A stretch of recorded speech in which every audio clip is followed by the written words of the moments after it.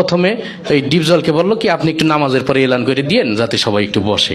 তাই ডিপজল নামাজের পরে তার মতো করে এলান করতেছে এইভাবে, ইনশাল্লাহ ভাই বাকি নামাজের পরে মসজিদি মানে কিনের কথা হইব। ওই মুসল্লি তোরা গলতে ববি, নাইলে কিন্তু সানডে মানডে ক্লোজ করে দিব, কয়া দিবাল আছি। তো সবাই তো ভয়ে বসে গেছে, সর্বনাশ যেই লোক এলান করছে না বসলে তো খবরই আছে।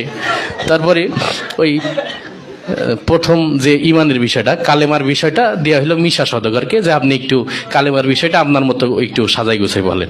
তাই মিশা সওদাগর কালেমার বিষয়টা বলতেছে এইভাবে, আমরা দু চোখে যা কিছু দেখি আর না দেখি সব আল্লাহ সৃষ্টি মাখলুক। মাখলুক কিছু করতে পারে না আল্লাহর হুকুম ছাড়া, আর আল্লাহ সব কিছু করতে পারে মাখলুক ছাড়া। তাই যাই হোক সে তার মতো করে বলে গেল। তারপরে নামাজের বিষয়টা ডিপজলকে আবার দিল যে আপনি একটু নামাজের বিষয়টা আপনার মতো করে বুঝাই বলেন। তাই ডিপজল নামাজের বয়ানটা করতেছে এইভাবে,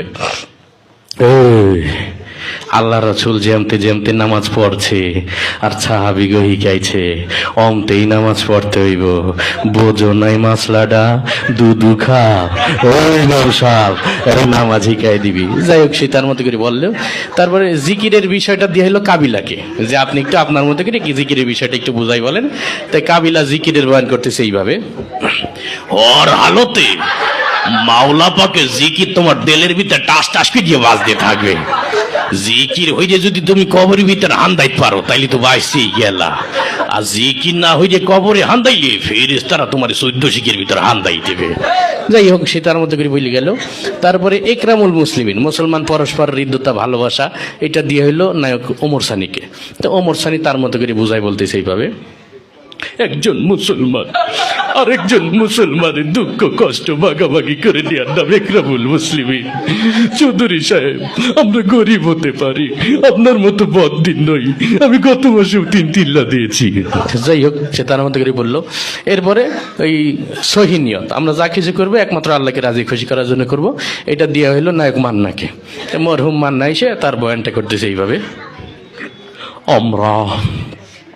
আমরা যা কিছু করব পৃথিবীর কোনো মানুষকে খুশি করার জন্য করব না, সবকিছু আল্লাহকে রাজি খুশি করার জন্য করব।